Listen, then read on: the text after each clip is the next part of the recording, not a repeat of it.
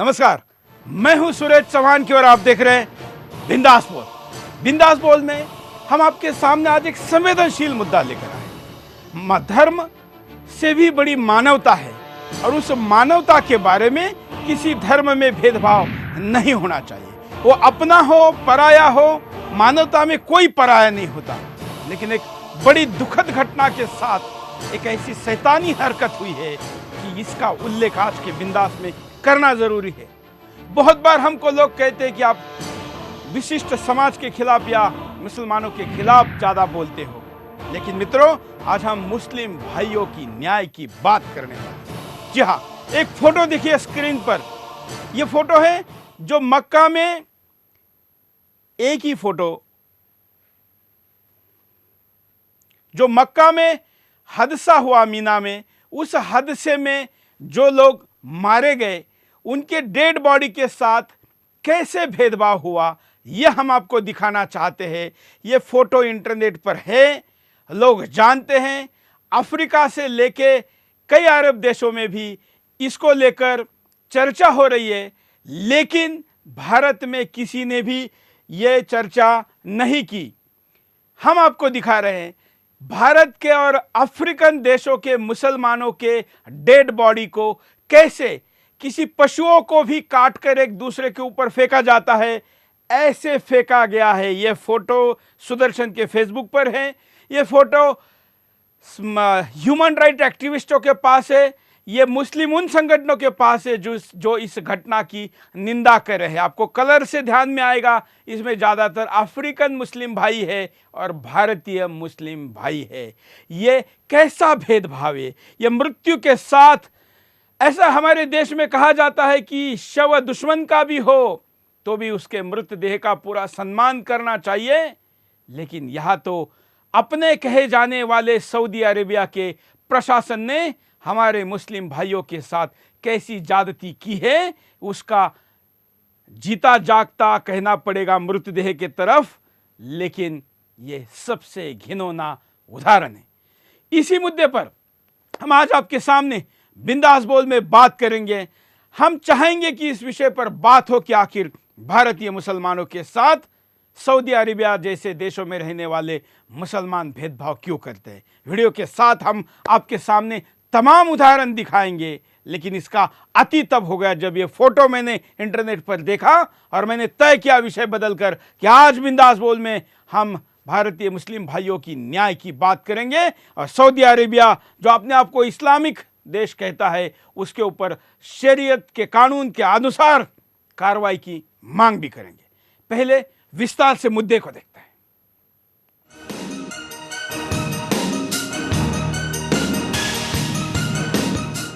मुसलमानों के सबसे बड़े तीर्थ कहे जाने वाले मक्का मदीना में हर साल दुनिया भर से लाखों लोग हज के लिए जाते हैं। हर साल मक्का मदीना में हाजियों का जमावड़ा भी लगता है, लेकिन पिछले दिनों सऊदी अरब के पवित्र शहर मक्का में हज के दौरान मची भगदड़ की खबर ने पूरी दुनिया को हिला कर रख दिया।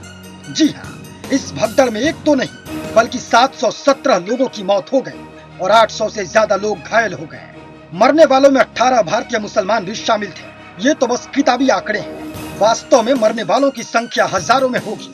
दरअसल शैतान को पत्थर मारने की रस्म के दौरान मची भगदड़ में यह हादसा हुआ। निश्चित तौर पर जो हादसा मक्का में हुआ और जितने लोगों की जान गई, उसे देख किसी का भी कलेजा मुंह को आ जाए। लेकिन यहाँ हम इस बात से भी इनकार नहीं कर सकते कि हादसे के बाद जो दिल दहला देने वाली तस्वीरें आई वो और भी ज्यादा भयानक है। जो अमानवीय व्यवहार हादसे में मारे गए लोगों के शवों के साथ किया गया वो निंदनीय है। आपको ये जानकर हैरानी होगी कि मक्का में हुए भगदड़ में मारे गए लोगों के शवों के साथ भेदभाव किया जा रहा है। जो भारतीय मुसलमान हैं या फिर जो गैर अरबी मुसलमान हैं, उनके शवों को खुले में फेंक दिया गया है और उनका उचित तरीके से अंतिम संस्कार भी नहीं किया जा रहा है। ये सोचने वाली भी बात है कि जब शवों के साथ इस प्रकार का भेदभाव किया जा रहा है तो फिर जिंदा इंसानों के साथ किस प्रकार का भेदभाव किया जाता होगा। एक बड़ा सवाल ये भी है कि आखिर क्यों खास तौर से भारतीय और अफ्रीकी देशों के मुसलमानों के साथ खाड़ी देशों के शेख और सऊदी के मुसलमान इस प्रकार का भेदभाव करते हैं। जो भारतीय मुस्लिम अरब के देशों में आजीविका कमाने जाते हैं, उनके साथ जानवरों जैसा व्यवहार क्यों किया जाता है। क्यों हाजियों के शवों का ऐसा घोर अपमान किया गया। क्यों इस पर कोई अपनी आवाज बुलंद नहीं करता। क्यों सब के सब मौन बैठे हैं। एक सवाल ये भी है कि क्या शरीयत कानून के अनुसार उन दोषियों पर कोई कार्रवाई की जाएगी जो इस अमानवीय व्यवहार के जिम्मेदार हैं, जो हाजियों के शवों के अपमान के दोषी हैं।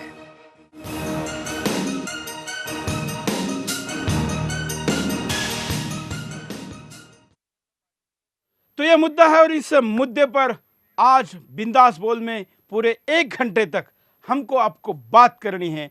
हमारे साथ 3 विशेष मेहमान, 3 विशेष अतिथि स्टूडियो में जुड़े रहेंगे। 2 पहुंचेंगे, एक अभी हमारे साथ जुड़े हैं, जितेंद्र खुराना जी, मुस्लिम और इस्लाम के मामले के जानकार हैं, हमारे साथ जुड़े रहेंगे। करोड़ों आप दर्शक जो इस कार्यक्रम को लाइव में देख रहे हैं और टेलीफोन के द्वारा अपनी बात को सीधे कॉल करके बता सकते, वीडियो कॉल भी कर सकते अपने घर से स्काइप के द्वारा। और अगर आपके पास व्हाट्सएप है, मोबाइल में कैमरा है, तो आप अपना वीडियो 10 सेकंड का रिकॉर्ड करके हमें हमारे व्हाट्सएप नंबर पर भेज सकते हैं। लाइव में हम उसको विदाउट एडिट तुरंत दिखाएंगे। हम चाहते हैं कि हिंदुस्तान इस विषय पर अपनी बात को कहें, क्योंकि हमारे साथ हो रहे भेदभाव का आवाज उठाना चाहिए। पहले खुराना जी की बात चलती। खुराना जी, ये भेदभाव की कोई पहली घटना नहीं है। तमाम बार देखा गया है कि वहाँ पर खाड़ी देशों में खास करके जो मजदूर जाते हैं, अधिकारी जाते हैं, उनके साथ भेदभाव होता है। कई हाजी भी है जो भेदभाव की बात करेंगे, उसमें से एक हाजी थोड़ी देर में स्टूडियो में भी पहुंचने वाले। लेकिन डेड बॉडी के साथ, शव के साथ हज यात्रा जैसे जिसको पवित्र मानते हैं, उसको करने आए लोगों के मृतदेह के पास इतनी निंदनीय हरकत, क्या कहेंगे? मृत व्यक्ति का क्या धर्म होता है? मृत व्यक्ति का एक सर्वशक्तिमान शक्ति ने हम सबको मनुष्य बना के भेजा। हमारा अलग अलग धर्म मजहब हो गया, हमारे विचार भी अलग हुए, लेकिन मृत व्यक्ति के साथ तो एक मानवता हम अपने यहाँ देखते हैं कि कभी न कभी किसी पशु की देह भी आ जाती है तो हमारे अंदर एक दया भावना आ जाती है और हम उसके लिए कुछ ना कुछ इंतजाम करते हैं कि हम उसका संस्कार कर सकें या कुछ भी उसको डिस्पोज ऑफ कर सकें। लेकिन मनुष्य के लिए मानवता, ह्यूमन राइट्स, और बड़ी ही आश्चर्य की बात है कि अभी सऊदी अरेबिया को यूनाइटेड नेशंस के कुछ ह्यूमन राइट्स पैनल्स में कुछ विशेष कुछ दर्जा दिया गया है, जिसके कारण, और वहाँ पर ह्यूमन राइट की स्थिति क्या है। आपने बात करी अरब के बाहर के नॉन अरब मुस्लिम्स के। मैंने अभी अध्ययन कर रहा था कि वहाँ पर शिया जो 10 से 15 वहाँ के अरब के, सऊदी अरेबिया के वहीं के शिया, बाहर के शिया नहीं, वहाँ पर क्या क्या अत्याचार रहे हैं। 20वीं शताब्दी के शुरू में वहाँ पर पूरी की पूरी डिक्लेरेशन किए गए, किस तरह उनके विरोध में भारी हिंसा करी गई। 1934 में किंग फहद, उन्होंने तो पूरी डिक्लेरेशन करी कि भाई इनके खिलाफ हमें हिंसा करनी है।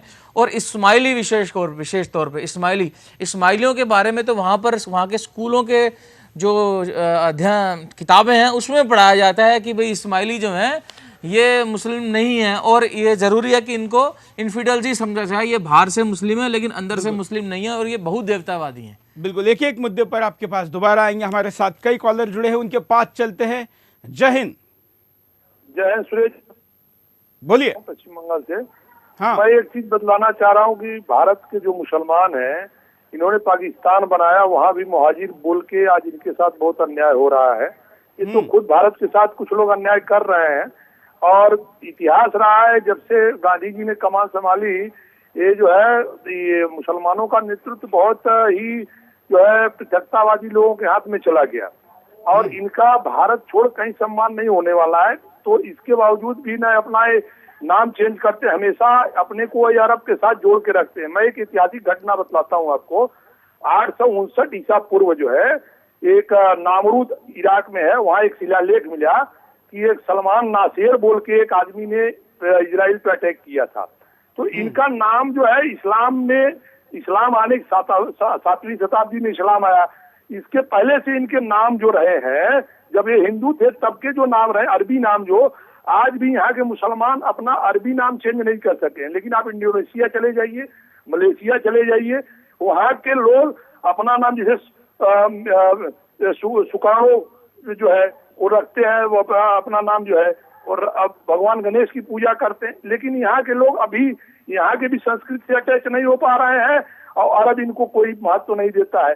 तो अब यहाँ के मुसलमानों को ये समझना पड़ेगा कि दो संस्कृति एक राष्ट्र के साथ नहीं चल सकती। आप अरबी नाम रखते हो, शरीयत की बात करते हो, लेकिन आप जहाँ से शरीयत प्रारंभ हुआ वहाँ के लोग आपको पूछते ही नहीं। आप हो कहाँ के भाई? बिल्कुल, धन्यवाद। धन्यवाद। अगले कॉलर के पास चलते हैं, आप भी कॉल कर सकते हैं। जय हिंद, बोलिए, क्या कहना है आपको? जी चलिए, शायद कॉलर संपर्क नहीं हो पा रहा है, हम कारणों पर नजर डालते हैं कि आखिर क्या कारण है। देखिए, मुसलमानों के साथ भेदभाव। सऊदी में भारतीय मुसलमानों के साथ भेदभाव कोई नई बात नहीं है। ऐसा वहाँ हमेशा से ही होता चला आया है, चाहे वो भारत हो, पाकिस्तान हो या फिर बांग्लादेश। दूसरे मुसलमानों को दोइम दर्जे का मानना। अरब देशों के मुसलमान भारतीय मूल या फिर दक्षिण अफ्रीका मूल के मुसलमानों को दोइम दर्जे का मानते हैं, इसलिए वो इनके साथ दोइम दर्जे का व्यवहार भी करते हैं। अरब मुसलमानों का खुद को मूल मुसलमान मानना। अरब देशों के मुसलमान खुद को ही पाक मुसलमान मानते हैं, बाकी लोगों को वो भीड़ के समान ही देखते हैं। ये मानते हैं कि सत्ता का अधिकार सिर्फ इनका ही है।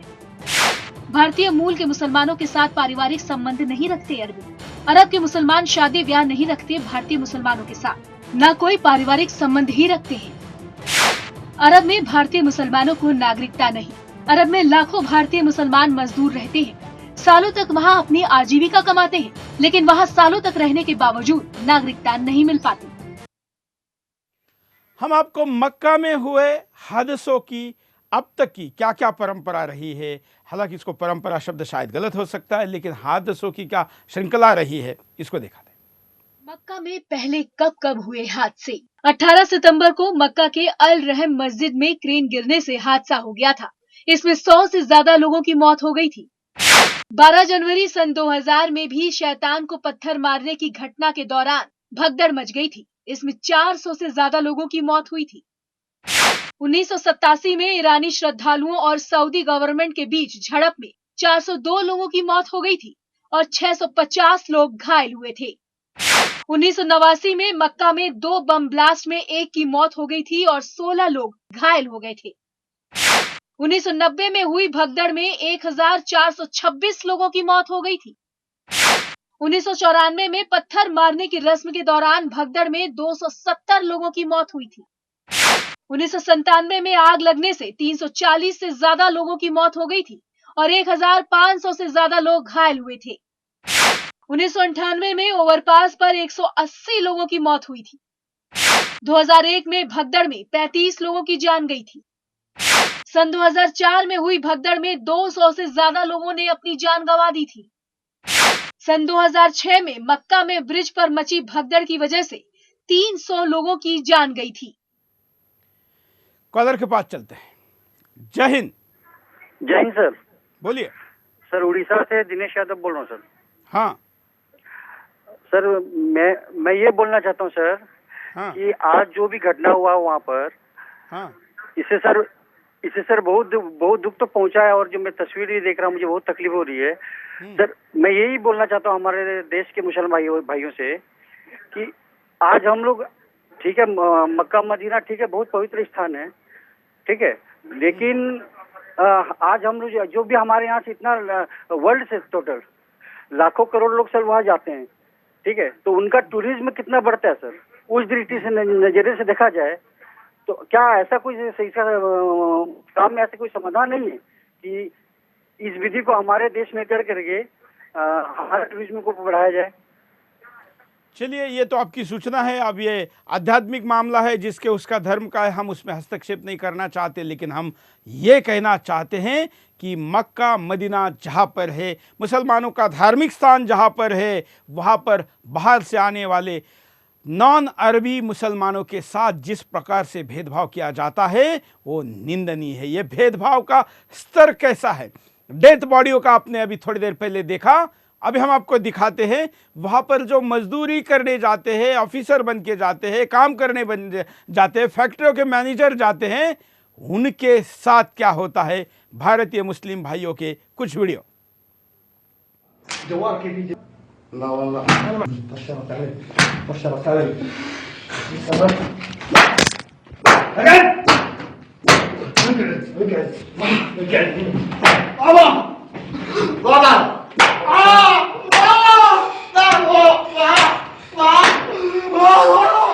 ये कितने बेरहमी से मारा जा रहा है। ऐसा कहते कि इसको मारने के बाद चमड़ा निकलता है,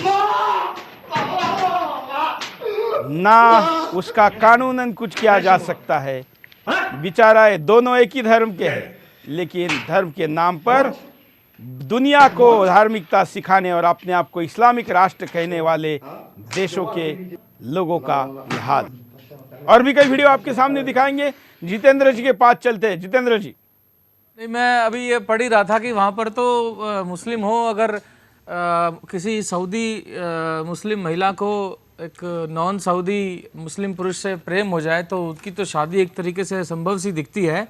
और वैसे तो कानून है, अगर पिता मना करते तो है ही नहीं, लेकिन सरकार ने भी कुछ ऐसे ऐसे कानून बना रखे हैं कि वो उनकी निकाह नहीं हो सकता, उनकी शादी नहीं हो सकती।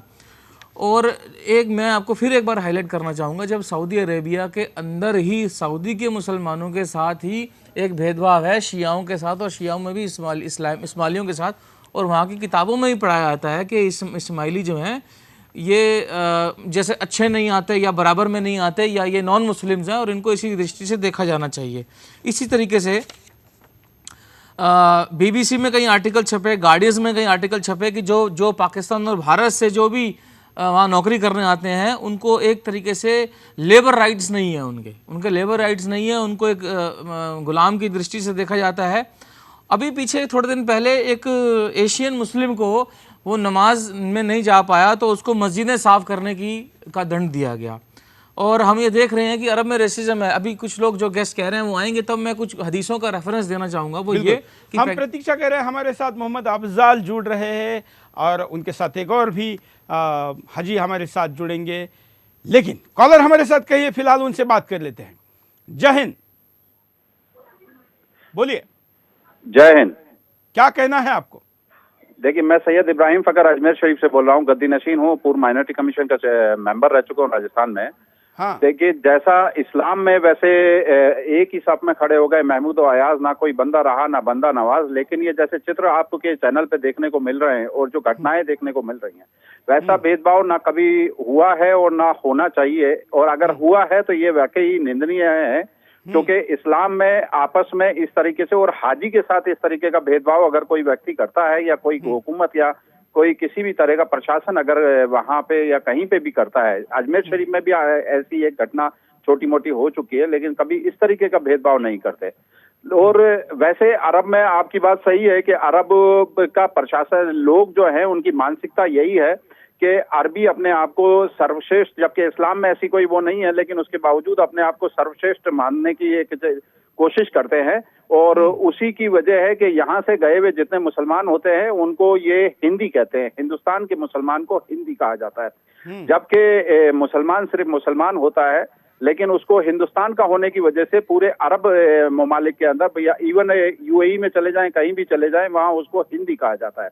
तो ये एक भेदभाव की परंपरा तो अरबियों में है, लेकिन क्योंकि ये हाजियों के साथ हुआ है और हाजी एक बहुत मुकद्दस जगह पे और मुकद्दस काम करने के लिए गया है, एक पाक इरादे से गया है, और हिंदुस्तान का हो चाहे दुनिया का कहीं भी व्यक्ति हो, अगर वो हज के लिए गया है, और हज जैसे आपका कुंभ का मेला है, उस तरीके से हमारे लिए हज सबसे बड़ी दुनिया में एक जो 5 फर्ज है इस्लाम में, उस 5 फर्ज में से एक फर्ज होता है हज। बिल्कुल बिल्कुल। छोटे से गांव में भी अगर कोई हाजी आता है तो लोग बड़े सम्मान के साथ उसको मान देते हैं, सम्मान देते हैं, लेकिन हमारे यहाँ तो ये है, वो क्यों ऐसा करे जहां पर आपका सर्वश्रेष्ठ स्थान है, ऐसा आप खुद कह रहे हैं।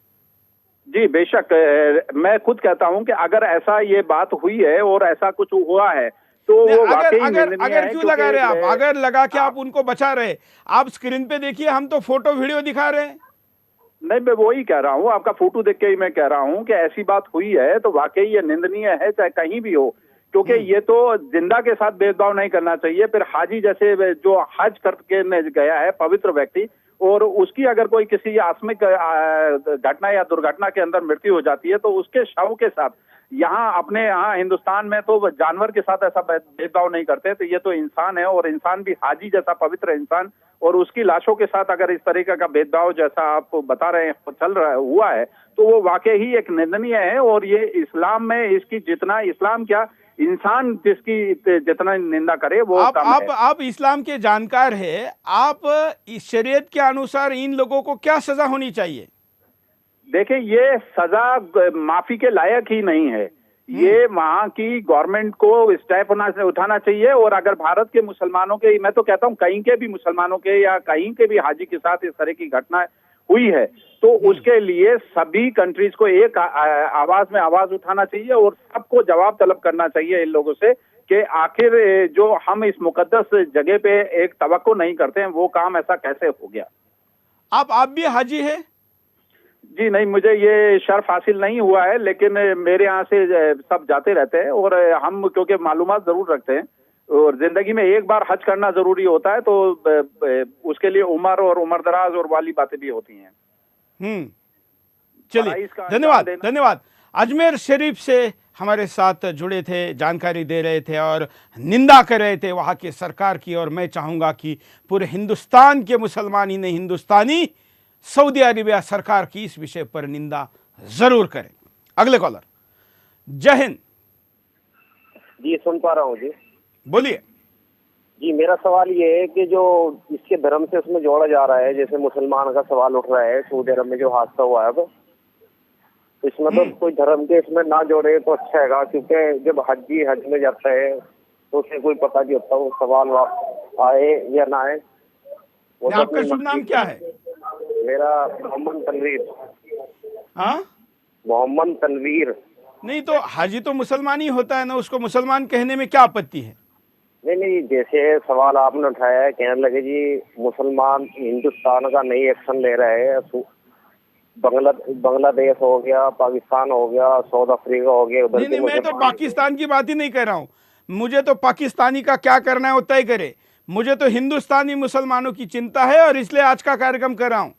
जी, ये हिंदुस्तान का ही आदमी बोल रहा हूँ मैं, यही मेरा मोहम्मद तनवीर नाम है, इसीलिए सवाल को मैंने फोन किया आपसे।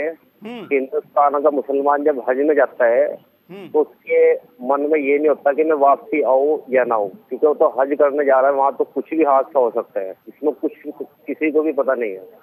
बिल्कुल। और इसीलिए हम कहते हैं कि इतने पवित्र यात्रा पर जाने वाले व्यक्ति, अजमेर शरीफ से थोड़े देर पहले जो जुड़े थे उन्होंने भी कहा कि हाजी हमारे लिए सबसे पवित्र व्यक्ति होता है, वहाँ से वापस आ सकने वाले व्यक्ति को कितना मान सम्मान दिया जाता है, लेकिन ऐसे व्यक्ति के मृतदेह के साथ इतनी घिनौनी हरकत जो सऊदी अरेबिया सरकार ने की है, इसकी हम निंदा केवल करके नहीं रुकेंगे, बल्कि पूरा हिंदुस्तान कार्रवाई की मांग करे। भारत सरकार और भारत सरकार का विदेश मंत्रालय भी इस पर तुरंत एक्शन ले ले, यह हम अपेक्षा करते हैं।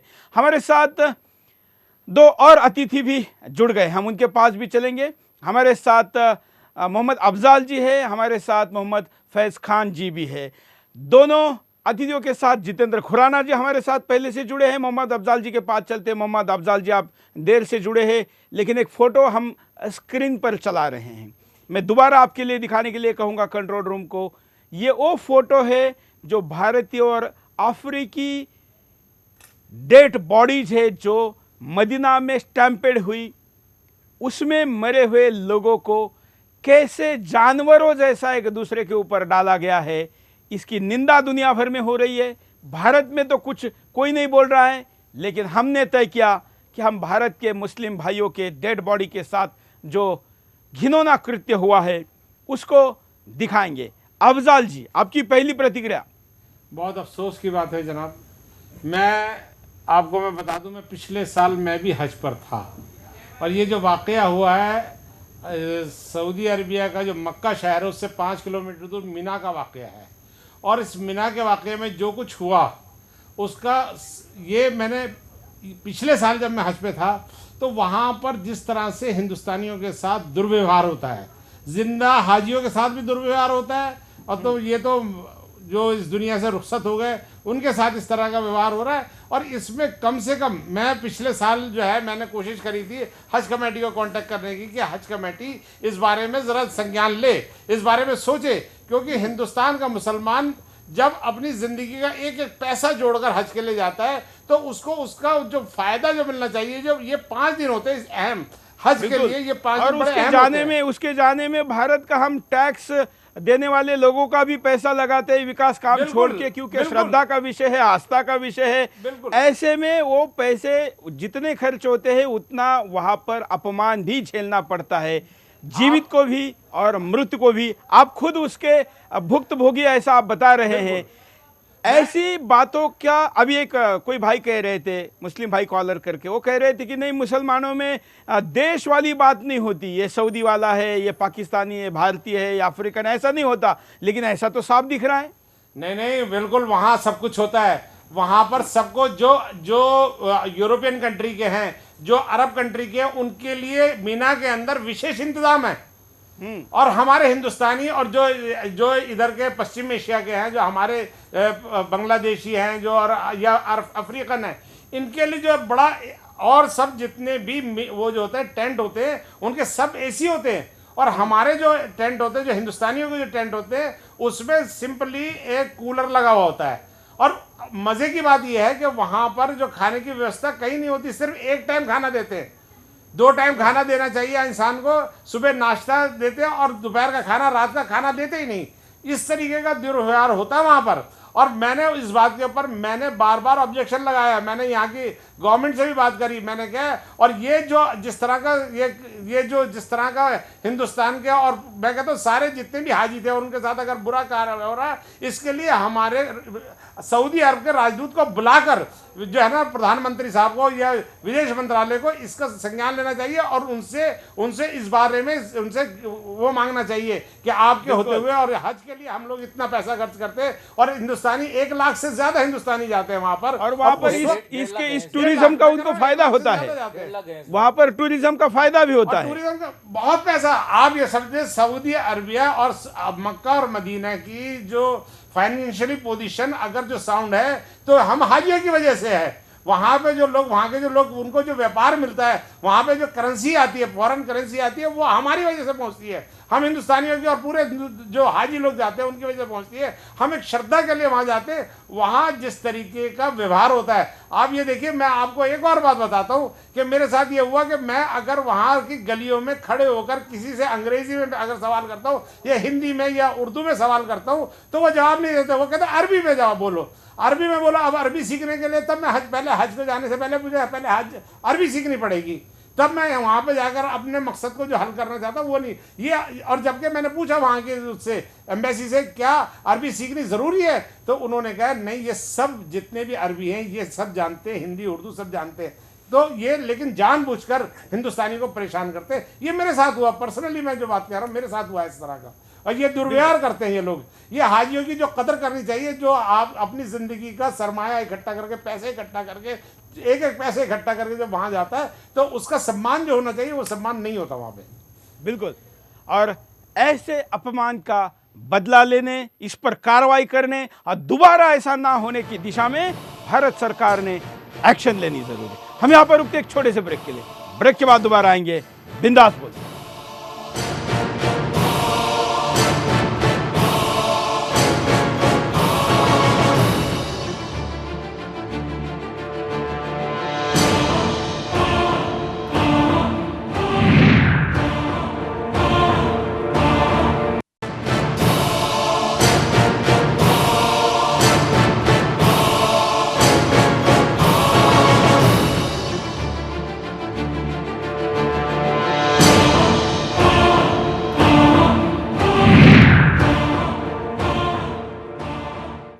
ब्रेक के बाद आपका एक बार फिर से स्वागत है। आप देख रहे हैं बिंदास बोल, और बिंदास बोल में हमने आज बात उठाई है भारतीय मुसलमानों के डेड बॉडी के साथ, उनके मृत शरीरों के साथ जिस प्रकार से अपमानजनक हरकत सऊदी अरेबिया में हुई है, जो मदीना में स्टैम्पेड हुआ, उस स्टैम्पेड में जिस प्रकार से उनको जानवरों के साथ भी हम ऐसा व्यवहार नहीं करते, ऐसे उनके मृतदेहों के साथ किया है, शवों के साथ किया है, उसको लेकर इंटरनेट पर बहस छिड़ी है, खास करके मुस्लिम जगत में और खास करके पश्चिमी देशों में human right violation dead body के साथ भी माना जाता है। हम भी भारत में मानते हैं, और शत्रु के भी शव के साथ दुर्व्यवहार नहीं करना चाहिए, ऐसा हमारी युद्ध नीति भी कहती है। छत्रपति शिवाजी महाराज उनके घोर शत्रु के भी डेड बॉडी को, मृत शरीर को, उनके परिवार वालों को ससम्मान देते थे। ऐसी परंपरा हिंदुस्तान में है। इसलिए हमको ज़्यादा दुख होता है कि मुसलमान हज को सबसे पवित्र तीर्थ यात्रा मानते हैं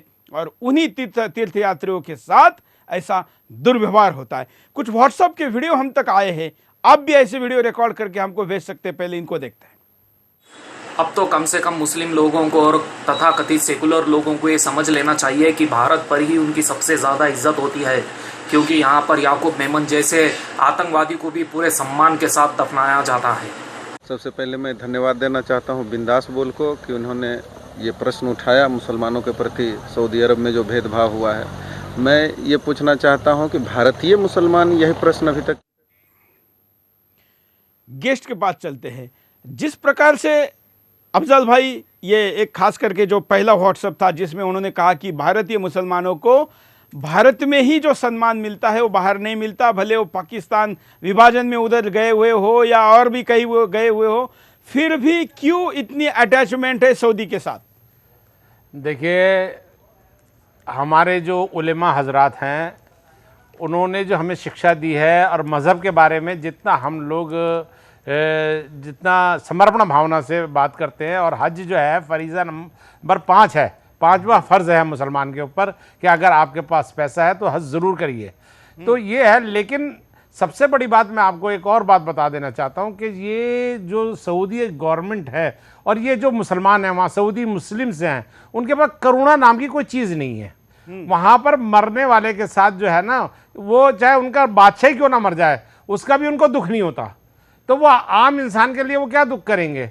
और हम लोग तो हिंदुस्तान के लोग जो है ना, अगर किसी की अर्थी जाती है तो सम्मान के साथ हम लोग खड़े हो जाते हैं, चाहे वो उसको ये नहीं देखते कि अर्थी मुसलमान की या हिंदू की या किसकी है, की है, अमीर की, ये भी नहीं देखते, ये भी नहीं देखते। ये हिंदुस्तान व्हाट्सएप पर कहा ना कि याकूब के भी अंत मतलब उसको भी पूरे विधि विधान के साथ दफना दिया गया।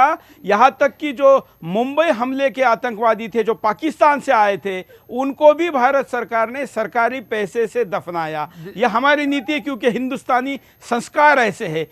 क्या कारण है कि जो आप बात बोल रहे हैं कि सऊदी के लोगों में करुणा नहीं है, दया नहीं है? देखिए, बात सीधी सी ये है कि वो लोग जो है ना, आपको एक बात बताऊं, अगर वहाँ पर जो हम सही मायने में कहें कि हज़रत मोहम्मद सल्लल्लाहु अलैहि वसल्लम अगर वहाँ जन्म न लेते तो शायद ये लोग जो थे सऊदी अरब के जो लोग हैं, दरअसल ये वहशी लोग हैं। इन्होंने अपनी बच्चियों को जिंदा दफना दिया करते थे ये लोग। ये कबायली लोग हैं, ये ज़रा सी बात पे इंसानों को मार दिया करते थे। लेकिन क्योंकि नबी अकरीम सल्लल्लाहु अलैहि वसल्लम वहाँ पे उन्होंने पैदा हुए और उन्होंने आज इनको जो भी आज अगर कुछ संस्कार आए हैं, जो भी आज मजहबी बातें आई हैं, वो सिर्फ इस वजह से कि नबी अकरीम सल्लल्लाहु अलैहि वसल्लम वहाँ पैदा हुए। अदरवाइज़ वो वहाँ की जो नफ्स है, जिसको मानसिकता जिसको हम कहते हैं, वो मानसिकता जो है करुणामयी नहीं है। जो हमारे हिंदुस्तान की सभ्यता और हमारे जो पुरखों ने जो हमें दी है, हमारे जो जीन्स हैं उसके अंदर करुणा है। वहां पर करुणा नाम की कोई चीज है नहीं। बिल्कुल, क्योंकि आप अपने आप को भारतीय जीन्स का मानते हैं। एग्जैक्टली, इसलिए आप ये बात करते हैं। फैज खान जी, आप या आपके मित्रों का, रिश्तेदारों का क्या अनुभव है हज का? सबसे पहले तो मैं आपको बहुत बहुत धन्यवाद देना चाहूँगा सुदर्शन न्यूज़ की पूरी टीम को कि इतने अच्छे विषय को और राष्ट्रवाद के हर विषय को आप बहुत अच्छी तरीके से उठाते हैं। और मैं तो हज करने नहीं गया हूं, लेकिन मेरे जो साथी गए हैं, मेरे जो रिश्तेदार गए हैं, उन्होंने जो एक अलग किस्म की बात बताई है कि भारत का मुसलमान एक बड़ा वर्ग जो है वो सूफी मुसलमान है।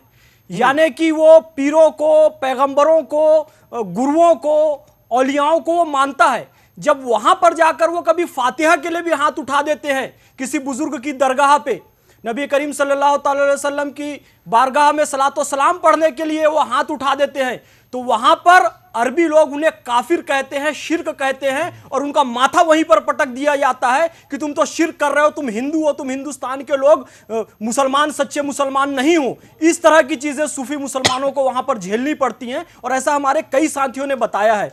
और जहां तक अफजाल भाई और आपने कहा कि उन लोगों के अंदर कोई दया करुणा नहीं है, यह बात बिल्कुल सही है। पैगंबर हजरत मोहम्मद को अल्लाह ने उस जमीन पर इसीलिए भेजा क्योंकि वो क्रूर कबीलाई लोग थे, उन लोगों को यह पता नहीं था सभ्यता क्या होती है। वो नस्लवादी लोग थे, गोरे काले में भेद करते थे, इसलिए नबी करीम सल्लल्लाहु अलैहि वसल्लम वहां पर आए। और सबसे पहले अजान देने के लिए किससे नियुक्त किया? अफ्रीका के हजरत बिलाल हबशी को।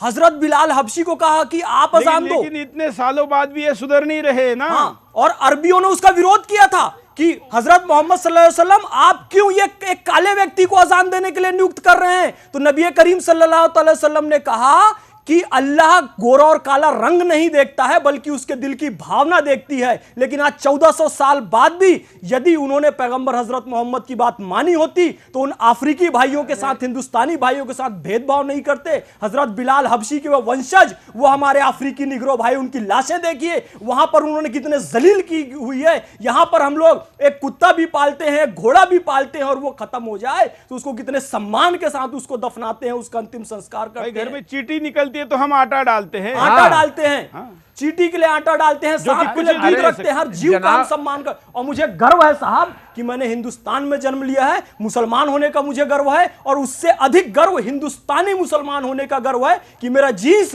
हिंदुस्तानी है, मेरे पूर्वज हिंदुस्तानी हैं। यद्यपि किसी भी कारणवश हमने अपनी पूजा पद्धति बदल दी है, लेकिन अपने पूर्वज नहीं बदले हैं, अपनी संस्कृति नहीं बदली है। इस करुणा की संस्कृति से हमें प्रेम है, और हमें प्रेम है और उस बात से जो राष्ट्रवाद को जगाती है। अरे इन अरबियों ने हज यात्रियों के साथ ऐसा किया, उनकी लाश के साथ दुर्व्यवहार किया है, तो आप समझ सकते हैं जो हिंदुस्तानी वहां पर ड्राइवरी का काम करते हैं, जो एसी सुधारने के लिए जाते हैं, जो लोग विभिन्न रोजगारों में वहां पर जाते हैं, उनके साथ कितना बुरा दुर्व्यवहार वहां उनका वीडियो दिखाते हैं कि वो क्या कहते हैं। देखिए, दिखाइए। ये उनके। मेरा नाम यावर हुसैन है, मैं लखनऊ गोंडा का रहने वाला हूँ। इसमें कुछ लोग बिहार के हैं और बहुत से लोग यूपी के हैं, बिजनौर के भी रहने वाले हैं। हम लोग यहाँ 8 महीना हो गया हम लोग को आके। हम लोग को बोला कि 4 महीने में पहले ही बोला था कि हम लोग को एग्जिट लगा के भेज देगा। 4 महीना हो गया है हम लोग को बैठे हुए यहाँ पे। हम लोग को खाने के लिए पैसे नहीं। सबकी फैमिली पास फोन करते सब लोग अपने फैमिली के पास, सबके फैमिली वाले रोते हैं यहाँ। मैं 15 दिन से बीमार पड़ा, कोई मेरी दवा नहीं दिला दिया। यहाँ पे अपेंडिक्स हो गया मुझे, लेकिन कोई इलाज नहीं। एक बार लेके गए, बोले कि 1 हफ्ते में घर भेज दूंगा, दवा करा लेना। वहाँ पे कोई फिर ना एग्जिट लगाया ना कोई टिकट दिया अभी तक।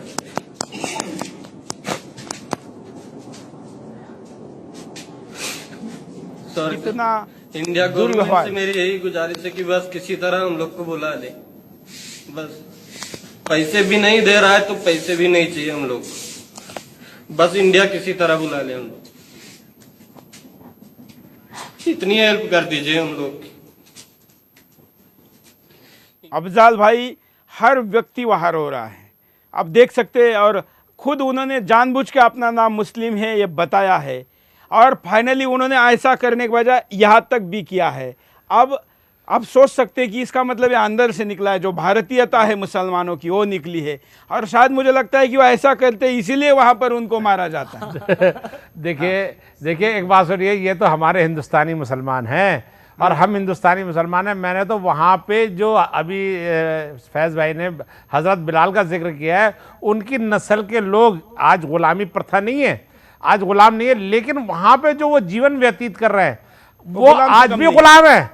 वो आज भी इस तरह का काम, उनको शिक्षा के बिल्कुल नज़दीक नहीं जाने दिया जाता है। वो अगर कोई भाषा जानते हैं तो सिर्फ अरबी भाषा जानते हैं, और वो अरबी भाषा से वो हमारे से, अगर हम उनसे बात करना चाहते हैं तो वो हमारे सवालों का जवाब सिर्फ आंसू से देते हैं। जब मैंने उन लोगों से बातचीत करी, वहाँ पे जो ड्राइवर देखे मैंने, जो बसों के ड्राइवर हैं, वहाँ पे मजदूरी करने वाले जो हैं वो सब काले लोग हैं, सारे निग्रो लोग हैं। और मैं आपको बता दूं कि वहाँ जो जिस तरीके का वो जो भीख मांगने वाली औरतें हैं ना, और भीख मांगने वाले लोग हैं, जो फड़ी लगाने वाले लोग हैं, वो सारे ये निग्रो लोग हैं। वहाँ पे सऊदी अरब के जो गोरे लोग हैं, जो वहाँ के निग्रो शब्द यूज करना मना है, लेकिन हम भाव समझते हैं। खुराना जी, मैं इस विषय पर, मेरे साथ जो 2 व्यक्ति बैठे हैं वो इस विषय को मुझसे ज़्यादा अच्छी तरह समझते हैं, लेकिन मैं एक और इससे से जुड़े एक बात पे ध्यान ले जाना चाहता हूँ। जब दोनों सम्मानीय सज्जन ये कह रहे हैं कि वहाँ पे भारतीय मुसलमानों के साथ ही होता है, वहाँ पे वहाबी समुदाय ज़्यादा प्रभावशाली है, और अभी पिछले 4 सालों में सऊदी अरेबिया से वहाबियों ने भारत में 1700 करोड़ रुपया भेजा है, और 25,000 वहाबी स्कॉलर भारत आए हैं, और उन्होंने पूरे भारत में जाके वहाबिज़म का प्रचार किया है। ये पैसा आया मस्जिदों के लिए, ये पैसा आया मदरसों के लिए, ये पैसा आया आर्थिक सहायता देने के लिए। जब भारतीय मुसलमानों को ये मालूम है बात ये कि सऊदी अरेबिया में ये अत्याचार होता है, वहाँ वहाबी प्रभावशाली है, फिर भी उनके आगे हाथ फैलाया जाता है और उनसे पैसा लिया जाता है, और वहाँ के 25,000 स्कॉलर्स को क्यों बुलाया जाता है 4 साल की? ये बिल्कुल फैज खान, क्यों उसका विरोध क्यों नहीं हो रहा? मैं यही बात कहना चाहूंगा, हम राष्ट्रवादी जो मुसलमान हैं इस बात का सऊदी के पैसे का हमेशा से विरोध करते हुए आए हैं, क्योंकि सऊदी का पैसा अगर इस हिंदुस्तान में आएगा धर्म प्रचार के नाम पर तो वो भारत की तबाही लेकर आएगा। क्यों?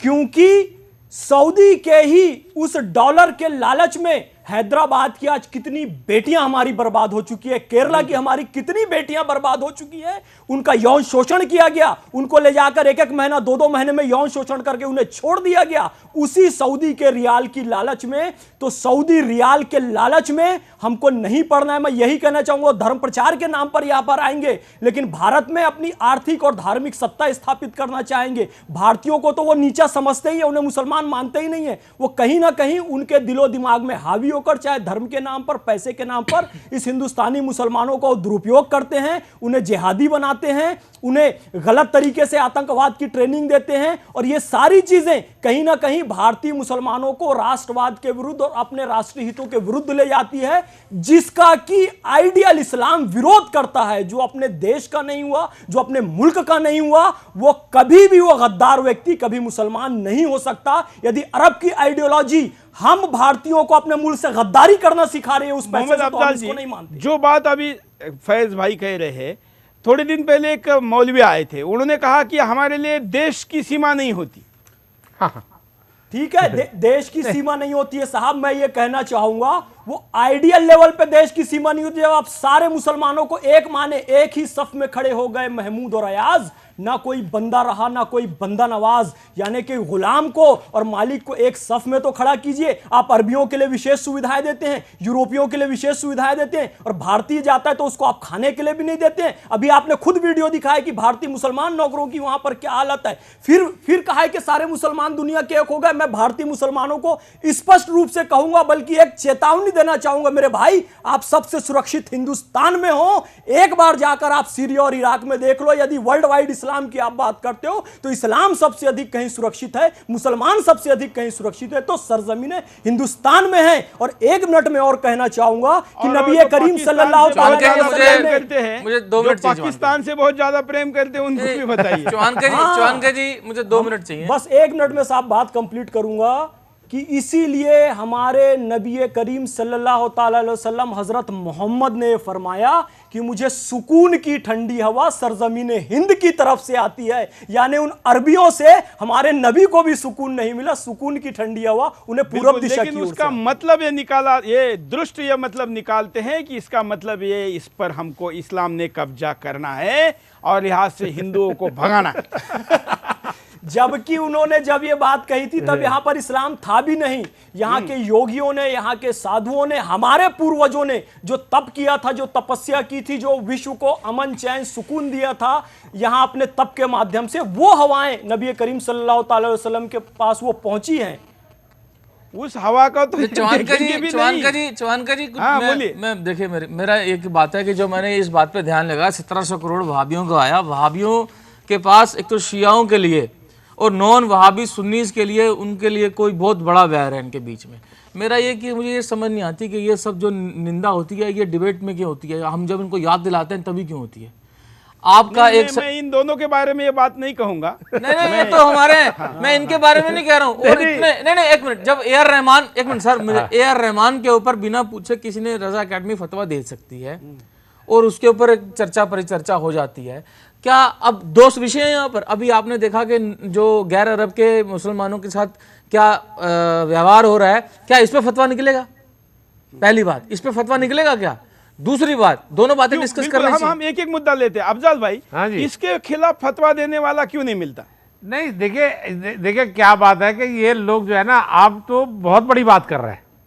यहाँ पर जो हमारे जो बहुत छोटी सी बात है और जिसमें लगता है, मैं ये कहता हूं कि वो बेटी के खिलाफ तो उनके फतवे आ जाते हैं, जिसका बलात्कार होता है या वो कहते हैं वो इसके साथ रहेगी या उसके साथ रहेगी, वो तो आ जाते हैं। लेकिन उस चोर, उस बेईमान, उस कातिल के बारे में नहीं आते, जिसके बारे में सऊदी गवर्नमेंट कहती है कि ये सऊदी जो इस्लामिक जो कानून है वो ये कहता है इसकी गर्दन काट देनी चाहिए, इसके हाथ काट देने चाहिए। वो तो शरीयत हमारा, अरे शरीयत वो फतवा ही तो शरीयत का वो हिस्सा है। आप यहाँ से फतवा क्यों नहीं आता? यही तो बात है ना। हमारे उलमा जो है ना, जब हम उनसे बात करते हैं ना कि भाई तुम बेटी के बारे में तो ये आप उन्हें गलत मानते हो, इस्लाम खतरे में आ गया, आप उन्हें गलत मानते हो। नहीं देखो ऐसा है, जब हम और काहे की जंग लड़ रहे हैं हम, नहीं आप गलत देखिए, गलत और सच तो बोलिए तो सही। नहीं मेरी बात सुनिए, गलत और सच हम अगर गलत ना मानते, हम जो सच है, मेरा निवेदन है, देखिए एक बात सुनिए, सीधा सीधा बोलिए ना।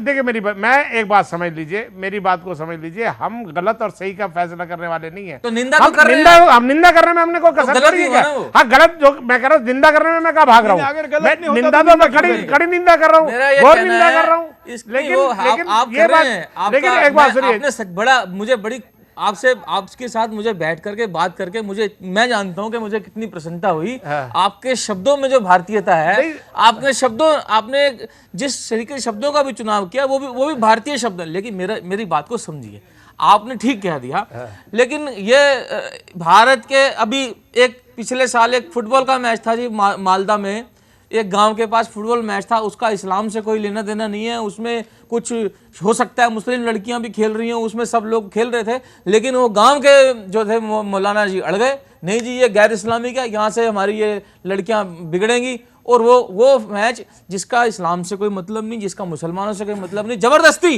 वो मैच नहीं होने दिया गया। एक फुटबॉल मैच के लिए फतवा निकल सकता है, लेकिन ये जो इसके लिए फतवा नहीं निकलेगा।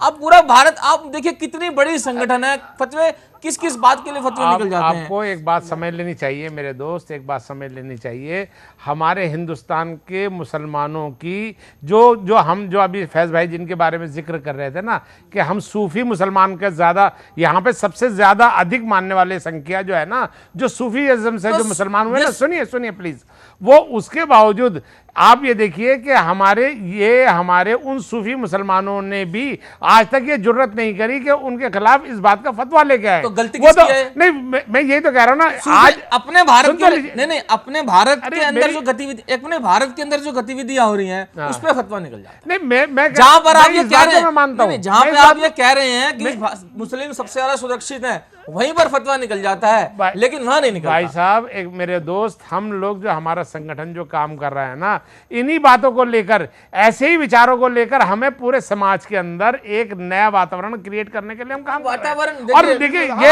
ये देखिए, मुसलमान को जब ऐसा आपको पता ही नहीं है, मुसलमान को वहां पे ये बताते हैं, या तो मजहबी पार्टी हम उन वीडियो को नहीं दिखाएंगे, क्योंकि बड़ी आशा से उन्होंने सुदर्शन चैनल के पास ये वीडियो भेजे हैं, क्योंकि पेट्रो डॉलर से चलने वाले चैनल शेखों के खिलाफ ये वीडियो नहीं दिखा सकते। बिल्कुल सही बात कह रहे हैं आप, बिल्कुल सही कह रहे हैं। मैं आपको जो बता रहा हूँ ना, ये वीडियो हम देखते हैं, ये जो मुसलमान है ना, हमारे जो हिंदुस्तान के मुसलमान है ना, पहले जरा वीडियो देख लेते हैं, कैसे वहां से लोग बाइट में क्या बोल रहे हैं।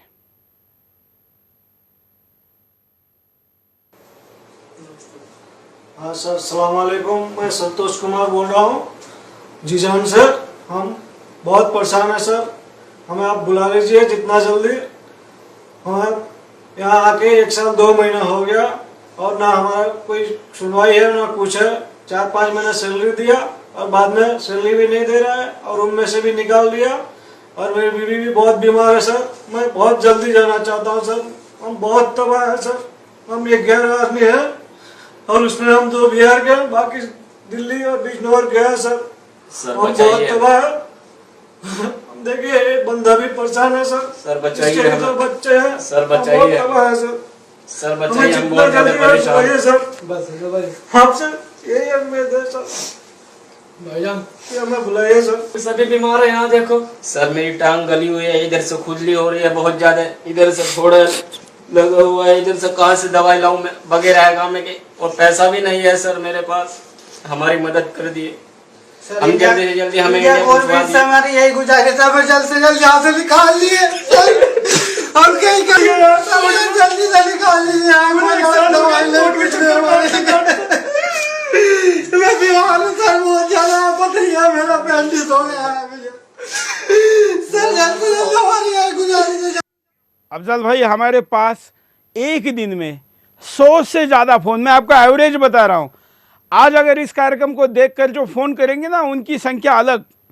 इतने मुस्लिम भाई फोन करते, खास करके सऊदी देशों में काम करने वाले, उनके साथ जो भेदभाव होता है।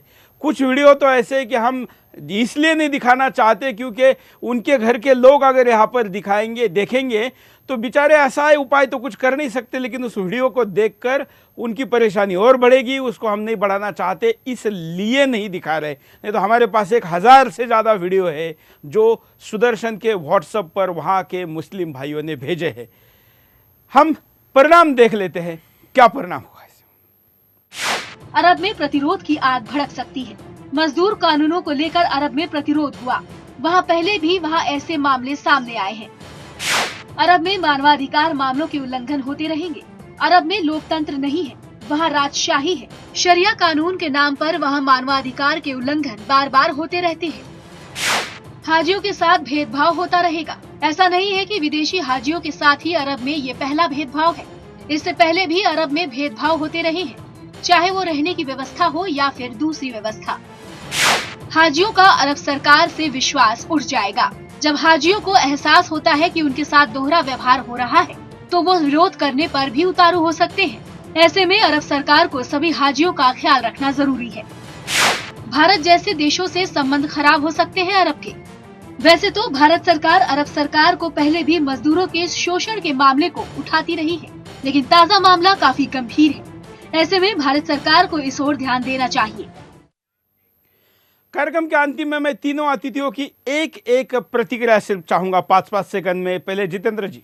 मेरा ये कहना है कि जो सऊदी अरेबिया में जब ये सब कुछ होता है फिर वो जो यहाँ पैसा भेज रहे हैं उसका एक हिडन एजेंडा है। क्यों भेज रहे हैं वो पैसा? 25,000 लोग अगर इस्लामिक विद्वान भारत में आए तो वो कोई विशेष वजह ही हो सकती है। जब वहाबिज्म उसकी जांच होनी चाहिए। क्यों यहाँ का मुस्लिम क्यों उसका विरोध नहीं करते? बिल्कुल, और करनी चाहिए। मोहम्मद अफजाल जी। देखिए, मैं तो ये कहता हूँ सऊदी गवर्नमेंट में जो आज जितने भी हमारे एम्प्लॉयज़, मेरे एक दोस्त है सऊदी गवर्नमेंट के अंदर एम्प्लॉय है, 25 साल हो गए, 4 बेटे हुए, वहाँ ही के रहने वाले, वहीं पे शिक्षा ग्रहण कर रहे हैं, लेकिन उनको आज तक वहाँ की नागरिकता नहीं मिली। उनके कानून जो मुसलमान की हैसियत से भी उनको नागरिकता नहीं दी है। वहाँ पे जो अगर सवाल किया जाता है ना मजदूर का और अरब का, तो अरब के साथ वो अरब चाहे कितना जालिम है, कितना घटिया है, उसके साथ उस अरब का साथ दिया जाएगा, लेकिन हिंदुस्तानी मजदूर का साथ नहीं दिया जाता। ये मैं पर्सनली जानता हूँ इस बात को होता है। इसलिए मैं ये कहता हूँ कि हमारी गवर्नमेंट को भी हज यात्रा के बारे में एक समीक्षा करनी चाहिए, हज यात्रियों के बारे में समीक्षा करनी चाहिए, क्योंकि हम अपने देश के यात्रियों के लिए हमारा वो सम्मानपूर्वक जो है वो जाए और आए। इसके लिए हमारे को एक समीक्षा करनी चाहिए हमारे देश की गवर्नमेंट को भी, और साथ में हमारे जो मजदूर जा रहे हैं, जो हमारे वहाँ पे सेवा करने के लिए जा रहे हैं, सब लोग उनके बारे में भी एक स्पष्ट नीति बननी चाहिए। तो यही बात हुई ना कि अगर भारतीय वहाँ का मुसलमान कहता है कि आप अपने आप को अरबी मत दिखाओ, यहाँ का मुसलमान कहता है कि हम राम श्री कृष्ण की वंशज नहीं हैं, तो यह न घर का न घाट का वाली स्थिति वाले कब सुधरेंगे? वहाँ तो हम हिंदी है, वहाँ हम हिंदी है, वो हमारे को वो अगर हम 50 दफा के मैं मुसलमान हूँ तो वो कहेगा नहीं मुसलमान नहीं हिंदी, वो तो हमें ऐसे कहते हैं। हम मानते हैं साहब हमारे पूर्वज हिंदुस्तान के ही हैं, हमारी पूजा पद्धति बदली है, हमारे पूर्वज, हमारी संस्कृति, हमारी सरजमीन नहीं बदली है। इसको हम दिल खोल के स्वीकार करते हैं, और कोई ना भी स्वीकार करे तब भी उसके पूर्वज हिंदुस्तानी ही हैं, उसके पूर्वज हिंदू ही हैं, उसके पूर्वज राम और कृष्ण ही हैं। आप नहीं भी मानो लेकिन तो देश में दुर्भाग्य है कि हमारे देश के उपराष्ट्रपति पदों तक या कई बड़े बड़े पदों तक पहुंचने वाले लोग अपने पुरखों को, वंशजों को विदेश में ढूंढने जाते हैं। राष्ट्रपति बना दो, उपराष्ट्रपति बना दो, बड़े बड़े पदों पर बिठा दो, लेकिन कुछ लोगों के मन में वो जो भावना है वो नहीं बदल रही है, हिंदुस्तानियत नहीं आ रही है, और इसलिए बाहर जाने के बाद ये व्यवहार होने के बावजूद भी आंख नहीं खुल रही है। हम आशा करते हैं कि आज के कार्यक्रम से एक उद्देश्य से हमने कार्यक्रम शुरू किया था, उद्देश्य था कि सऊदी अरेबिया सरकार के खिलाफ कार्रवाई हो, लेकिन मोहम्मद भाई और हमारे साथ दोनों अतिथियों ने जो बात की उसके बाद मैं ये कहूँगा कि भारतीय मुसलमान आंखें खोले और अपने आप को हिंदुस्तानी कहे, तब जाके दुनिया में, नहीं तो कम से कम हिंदुस्तान में तो इज्जत रहेगी। आज के लिए इतना ही। जय हिंद।